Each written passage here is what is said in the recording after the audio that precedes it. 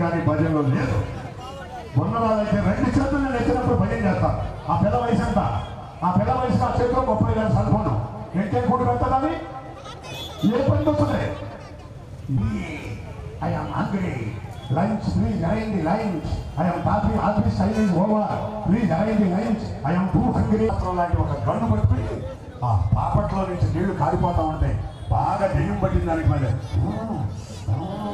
అబ్బా ఇప్పుడేమవుతూ అమ్మాయి నీ అమ్మ ఏం చేస్తాను ఉండిపోతుంది ఏం చేస్తుందంటే నాన్న ఏం చెప్పను నాన్న 4:30 ఇంటికి వచ్చేప్పటికి అమ్మ బ్రహ్మాండంగా ఉంటుంది నాన్న సతీ సావిత్రి లాగా చక్కని బొట్టు చక్కని జడ చక్కని చీర 5 అయ్యేటప్పుడు నాకు స్నానం చేపిస్తుంది హోంవర్క్ అవుతుంది ఇంకా 6:30 అవుద్ది అన్నం పెట్టుద్ది అనుకునే లోపల అమ్మ కాస్త దెయ్యమైపోతుంది నాన్న అప్పుడే వస్తుంది నాన్న కూతుర్ని ఎలా చంపాలో కుంకుమ పువ్వు సీరియల్ వస్తుంది. ఒకటి భార్యాభర్తలు హాయిగా కాపురం చేసుకుంటుంటే మొగుడు లాక్కెళ్ళి ఏరియా కాపురం ఎట్లా పెట్టాలో గృహలక్ష్మి వస్తుంది.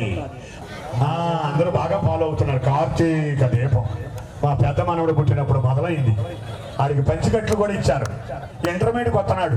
కార్తీక దీపం మాత్రం ఆరటం మధ్యలో కార్తీక గలగల కాకరకాయలాగా అయిపోతాడు అమ్మకడు వాడు. కార్తీక దానికి చెప్పలేడు దీనికి చెప్పలేడు. నువ్వు ఆగవే నేను ఆగను నేను ఒప్పుకుంటూ మీరు కొట్టుకోండి.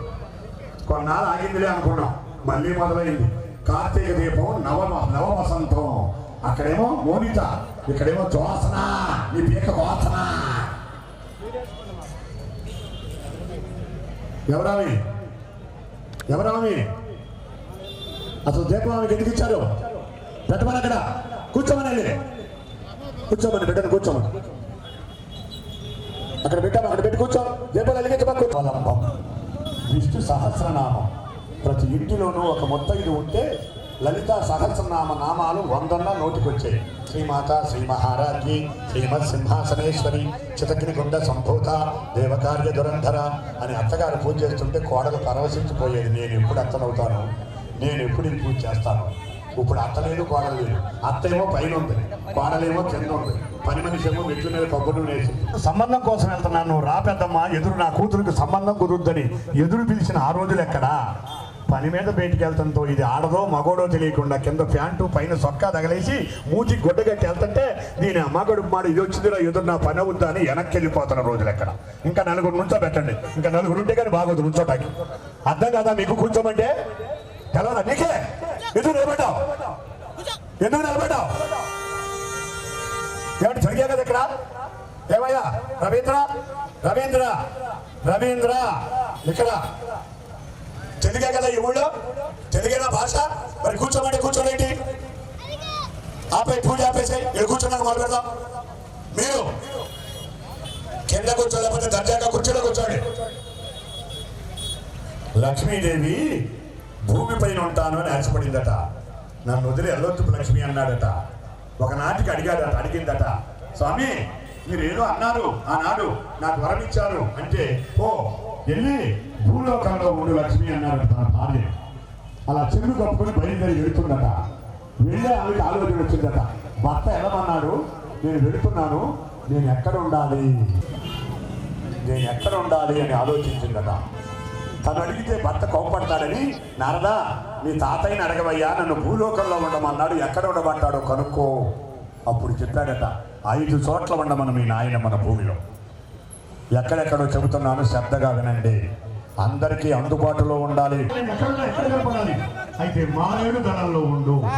మా అన్నయ్య కార్తీక పౌర్ణ రోజున మారేడు దళం లేదు. కోపగించుకుని 4 స్థానాలు చెప్పాను, 4కి 4 ఒక్కలు చెప్పావు లక్ష్మి. 5వ స్థానం అందరికీ అందుబాటులో నువ్వు ఉండేది చెప్తున్నారు అంటే మీ మైండ్ ఇక్కడ లేదు అని అర్థం. ఆపోయా నాకు చెప్పకుండా ఎందుకు మొదలుపెట్టావు? కుంభస్థలం అన్నాను, కూడదన్నావు, తామర పూల ఉండమన్నాను, ఒక్క చెప్పావు. ఆఖరిది అందరికీ అందుబాటులో ఉండేది కోటీశ్వరుడైనా, కూటికి లేని వారైనా, రిలయన్స్ వారైనా, రిక్షా దొక్కేవారైనా వారి భార్య పాపటి ఆరంభ స్థానం నీ 5వ స్థానం లక్ష్మి. ఆడదాని పాపటి ఆరంభ స్థానంలో కుంకుమగా ఉండు అని తన భార్యను మీ పాపట్లో పెట్టాడు. మీరు చూసుకోండి, అద్దంలో ఎంతమంది పెడుతున్నారు బొట్టు పాపట్లో. ఇది వరకు పెట్టి మచ్చబడిపోయేది పెద్ద మొత్తైదులకి. ఎందుకు ఇప్పుడు మొట్టయింది? ఎందుకు దిక్కుమాలి స్టిక్కర్లు వచ్చినాయి? ఈ స్టిక్కర్లు వచ్చినాయి మీకు పార్చ నొప్పి వచ్చింది, మెట్టులు తీసి బూట్లు వేశారు, మీకు సయాటికా వచ్చింది. ఒకనాటికి మెడలో పడిన బొందు తీయాలంటే ప్రాణం లబలబలాడేది. ప్రతి రేత్రి 10 2 ఎర్రపూసలు 2 పచ్చ, ఆ 42 గ్రాముల మెడ మీద పడితే ఆ బరువుకి బటర్ఫ్లై గ్రంథి అనబడే థైరాయిడ్ గ్రంథి అరిగుండేదట. ఇప్పుడు తాలిబొట్టు బరువుని తీస్తున్నారు ఆడపిల్లలారా, చెల్లెలలారా, నా బిడ్డలలారా, నా కూతుళ్ళలారా. థైరాయిడ్ గ్రంథి చెత్తపోయి 6 ఆడవాళ్ళు ఉంటే 3కి కలిగి లేదు. ఇది లేచి భర్త వంట చేసేది లేదు.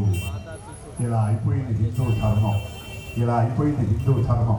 లేదు, మన ధర్మానికి ఇంకా తెగులు పట్టలేదు. 26,000 మంది హిందువుల పేకలు కోసి సరయు నదిలో ఒకప్పుడు నీళ్లు ప్రవహించేవి. సరయు నదిలో హిందువుల రక్తాన్ని నా కళ్ళతో నేను చూడాలి అని ఒక మత ఉన్మాది చేసిన ప్రశ్నకి వారి శిష్యులు 1,26,000 మంది హిందువులు ఎంత బిడ్డగా ఎంత లావున ఊరంతా వెళ్ళి చూశారట. 3 కిలోలతో పుడితే ఆరోగ్యం, 3.5 పుడితే బాగుంటాడు, బాగా పుడితే 4 కిలోలు, 8 కిలోలతో బిడ్డ బతుకుతాడా లేదా, ఆ తల్లెట్టా కంది ఈ బిడ్డెట్టా పుట్టాడని ఊరంతా వచ్చి చూశారట. కానీ ఆయన బతికాడట. కానీ డబ్బు అయ్యాడట. వినపడదు, కనపడదు.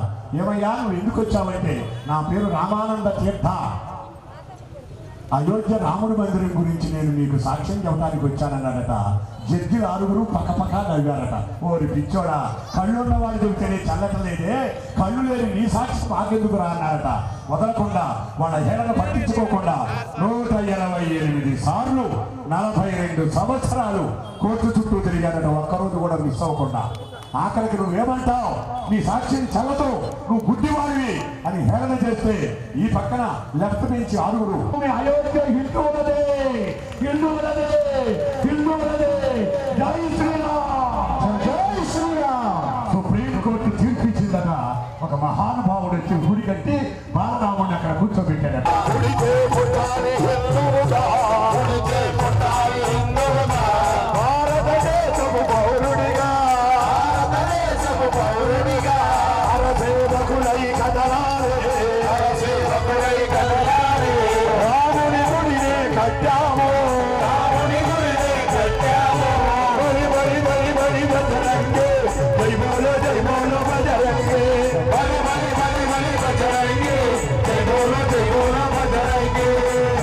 మన కృష్ణా గుంటూరు జిల్లాలో ఉన్నంత భక్తి ఇక్కడ లేదేమో. మనం చెయ్యి ఎత్తగానే 100 మంది ఎత్తుతారు, ఇక్కడ ఒక్కడు కూడా ఎత్తనా. ఇది నేను ఒకడు ఎత్తాడు. 2 రక్తం మర్చిపోటలా హిందూ ధర్మం గురించి తెలుసుకుంటే రాముడు అంటే కొట్టలా 2 చేతులను వాడి పైకి ఎత్తండి, ఆడండి మొగ్గండి, ఎత్తండి. జై శ్రీరామ్, జై శ్రీరామ్.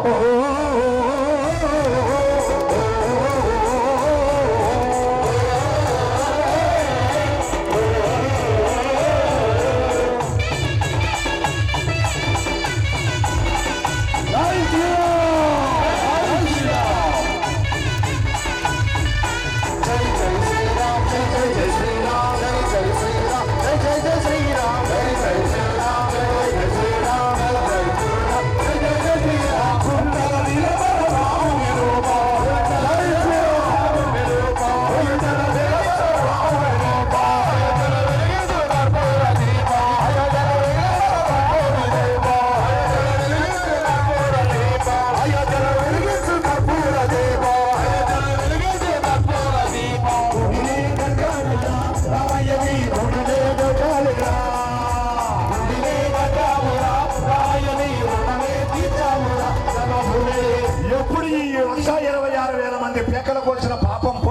వాళ్ళందరూ పుణ్యమూర్తులయ్యి వాళ్ళందరికీ మోక్షం ఎప్పుడు కలుగుతున్నప్పుడు గుడినే కట్టామురా రామయ్యకి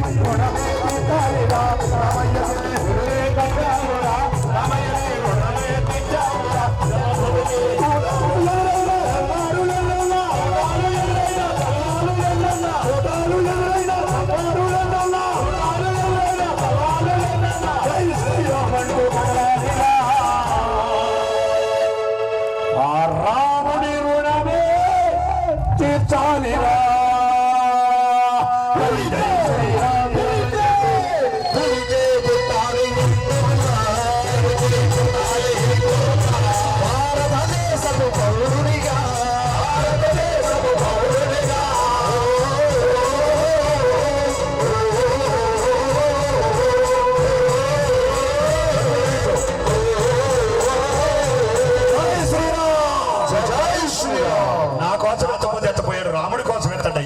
రాముడు మనకు దేవుడయ్యాడు. అమ్మలేని దైవం లేదు, అమ్మకు మించిన దైవం లేదు, నాన్నకు మించిన గురువు లేడు, గీతను మించిన గ్రంథం లేదు, గాయత్రి మించిన మంత్రం లేదు, గాలిని మించిన పిండి వంట లేదు, రాముడు మించిన దేవుడు లేడు, కాశీని మించిన యాత్ర లేదు, అయ్యప్ప స్వామి దీక్షను మించిన ఆరోగ్య సూత్రం లేదు. నా తపన, నా ఆవేదన, నా తాపత్రయం ఒట్టు పెట్టుకోండి చెల్లెలలారా, జుట్టు ఎనబోసుకోకండి తల్లుల్లారా, చెరగట్టుకోండి అక్కయ్యలారా. హిందూ ధర్మంలో ఉన్న ఆడపిల్లను చూసిన, గర్భాలయంలో ఉన్న అమ్మవారిని చూసిన ఫలితం ఇచ్చాడే విష్ణువు. ప్యాంట్లు చొక్కాలు వచ్చాయి, బజార్లో కుక్కలు ఎంబడబడుతున్నాయి. బైబిల్ ఉంటుంది, 10 మంది మహిళలు రండి ఒక మహమ్మడీని ఇంటికి వెళ్దాం, ఏమంటతో చూద్దాం. అక్కడ ఖురాన్ ఉంటుంది. అదే 20 మంది హిందువుల ఇంటికి రండి, ఎంతమంది ఇంటో భగవద్గీత చూద్దామని ఒక ప్రశ్న వేశారు. నేను వెంటనే చెప్పాను, ఒరే పిచ్చోడా, భగవద్గీత అంటే పుస్తకం కాదురా, మానవ జీవితమే భగవద్గీత, మనిషి బతికే భగవద్గీత, హిందువే భగవద్గీత, హిందువే భగవద్గీత. జై శ్రీరామ్, జై శ్రీరామ్.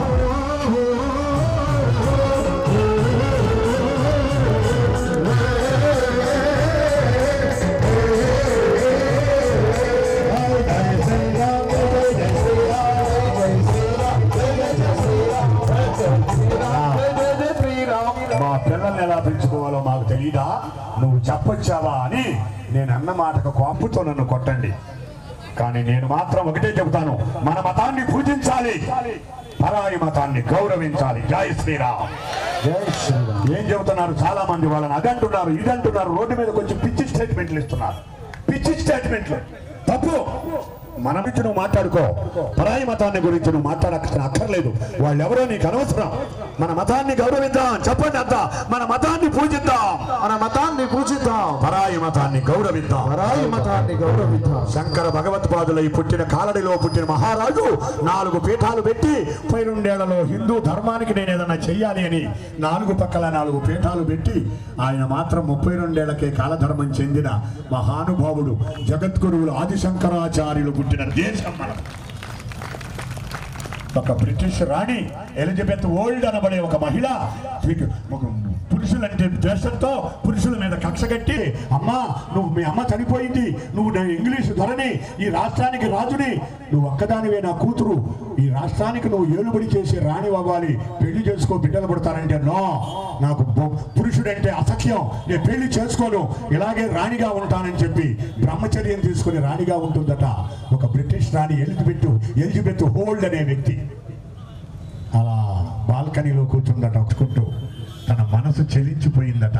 ఆహా, నేను ద్వేషించిన పురుషుడంటే ఇలా ఉంటాడా అని తన యొక్క ఆడపియ్యని పంపించి పిలుపునిచ్చిందట. 7 తరల చాట్ల ఏముందట, 7 తరల అవతల ఆయన ఉన్నాడట. అమ్మా నన్ను పిలిపించిన కారణం ఏంటి అని అడిగాడట. అమ్మా నన్ను పిలిపించిన కారణం అవ్వి, అమ్మా మహాతల్లి, కొడుకును గంటానికి నన్నెందుకమ్మా పెళ్లి చేసుకోవటం, ఈ క్షణమే నీకు కొడుకునైపోతానమ్మా అని ఇంగ్లీషు దొరసాని కాళ్ళ మీద పడ్డాడట. తనను ప్రేమించి పెళ్లి చేసుకోమన్న ఇంగ్లీషు దొరసాని కాళ్ళ మీద పడి మన హిందూ ధర్మాన్ని కాపాడినట స్వామి వివేకానంద. వివేకానందుడు వారసులం మనం. ఎత్తండి 2 చేతులు, జై శ్రీరామ్, జై శ్రీరామ్. నువ్వు ధర్మం గురించి చెప్పుకుంటుంటేనే ఎన్ను పూసలో వణుకు రావాలి. సెలవులో తెచ్చాడు, బలి బలి బలి బలి బజరంగే, జై బోలో బజరంగే.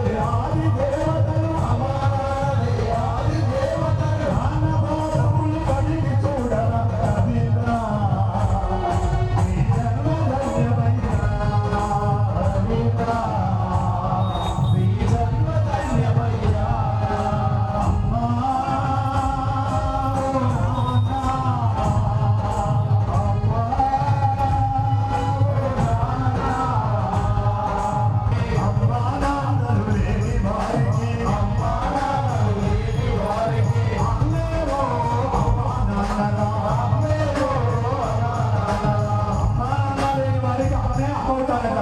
ఎలా అవుతాడయ్యా? అమ్మ అమ్మే, నాన్న నాన్నే అంటే కాదు. అమ్మలో సగము ఆదేశారా, అమ్మలో సగము ఆదేశారా, నాన్నలో సగము నాదేశారా, నాన్నలో సగము ఆదేశారా, అమ్మా నాన్నలు లేని వారికి అమ్మా మా జన్మధన్యమయ్యా.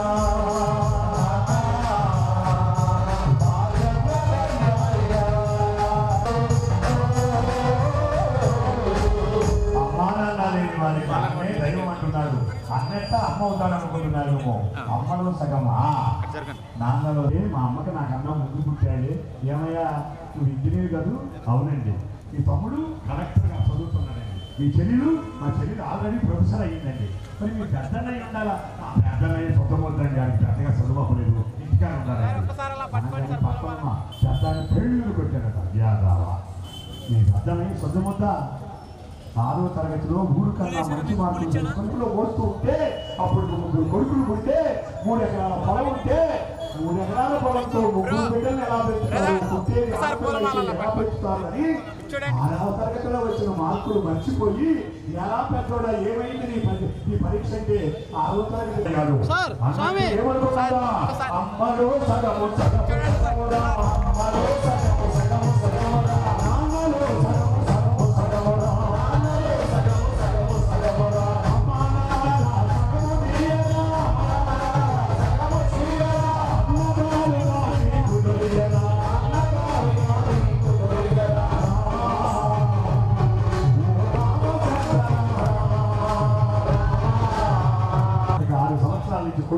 కొడుకు వస్తాడు.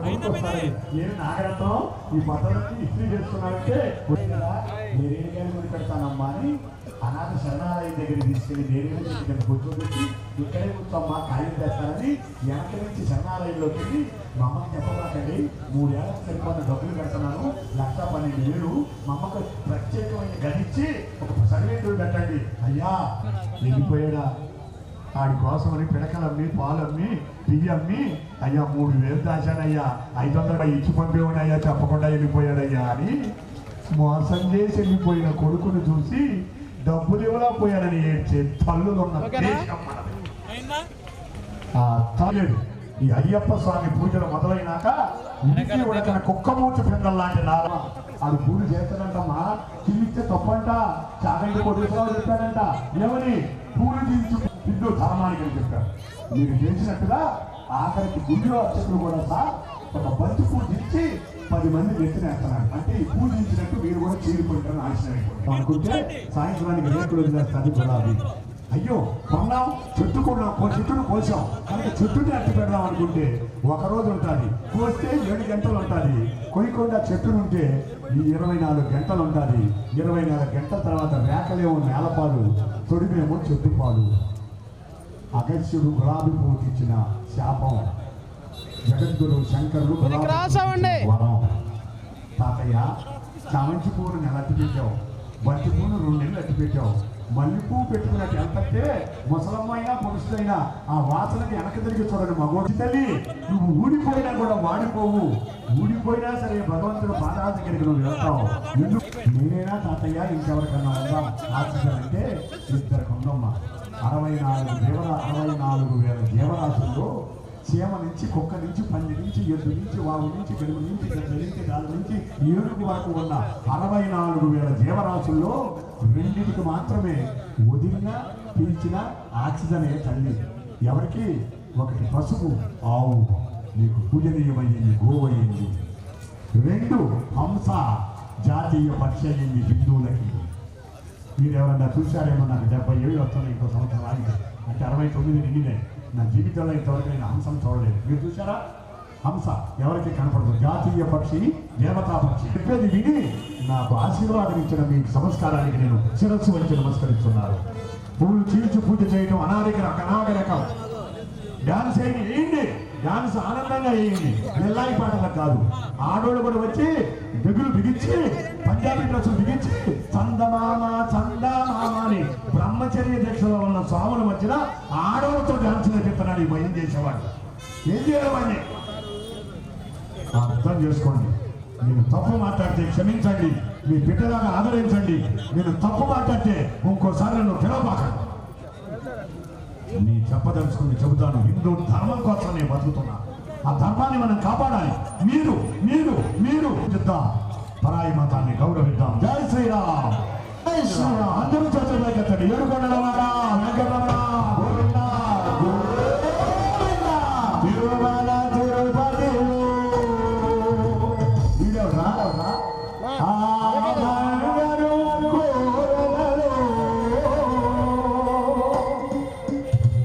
ఒక్క లెక్కల చేతులు ఆయన ఎవరో ఎత్తనే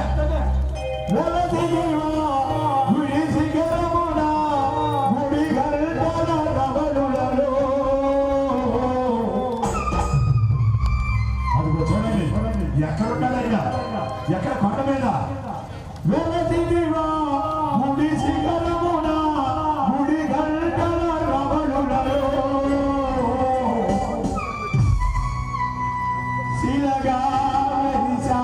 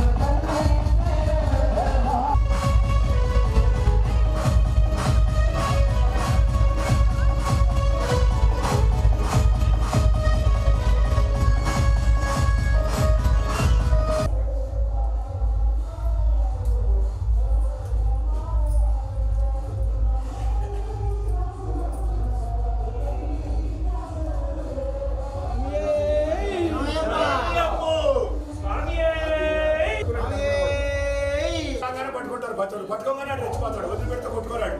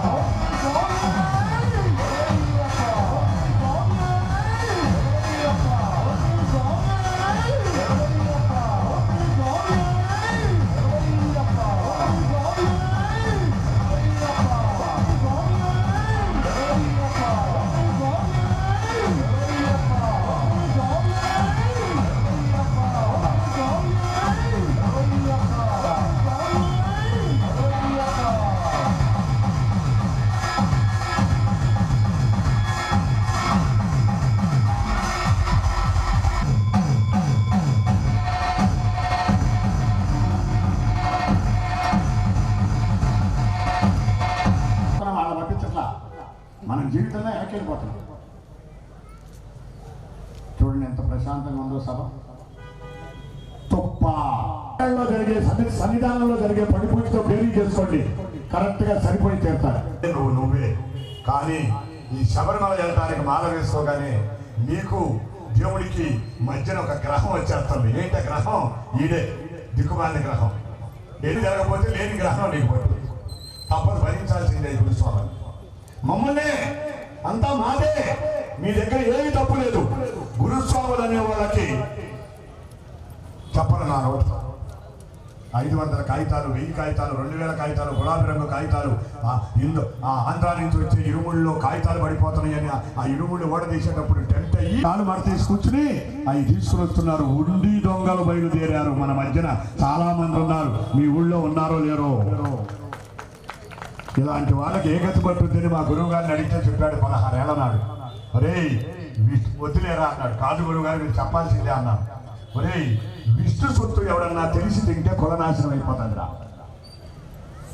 శివుడి సొత్తు ఎవరన్నా తెలిసి దోచుకుంటే వంశనాశనం అయిపోతుందిరా. శంకర, విష్ణు సొత్తు తింటే కులనాశనం, శివ సొత్తు తింటే వంశనాశనం.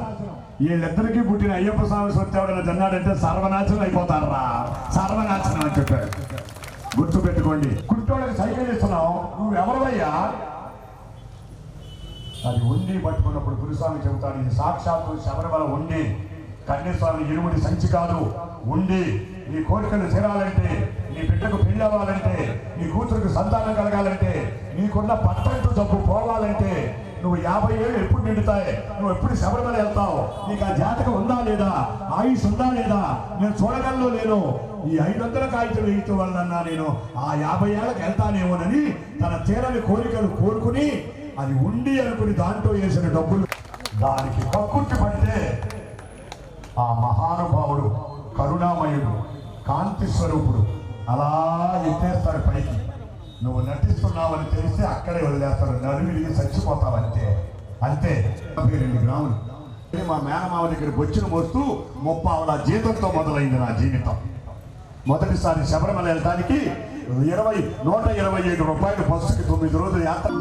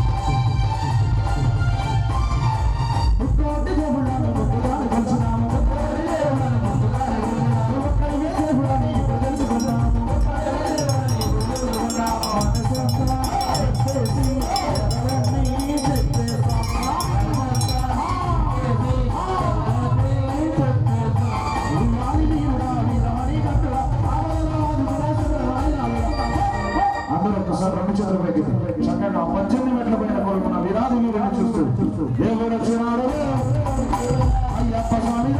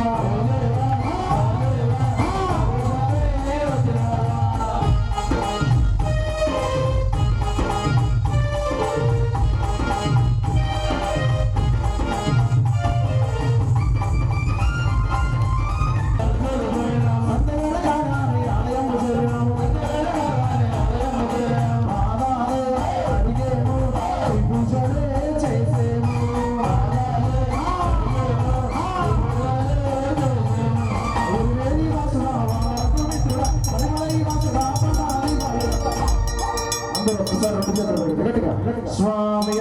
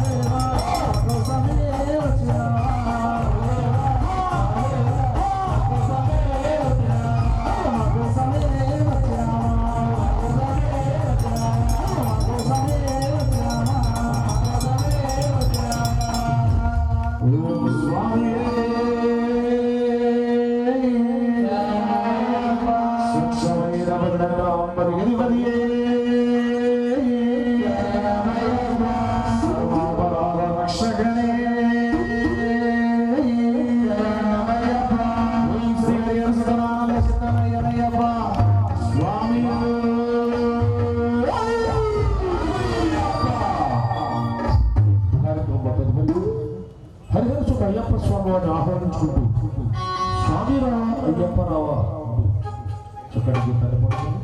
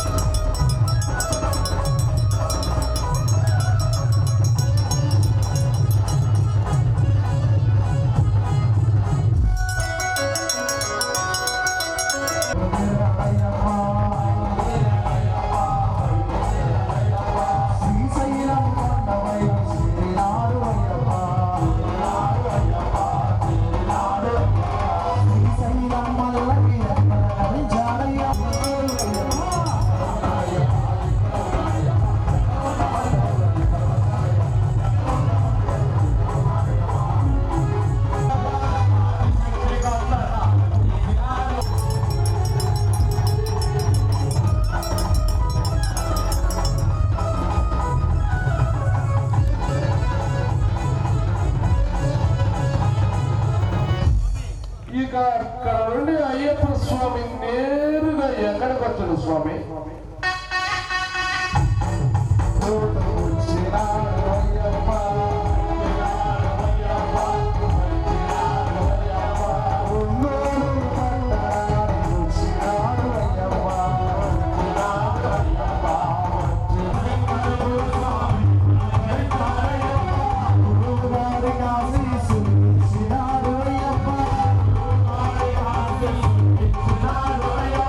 స్వాములకు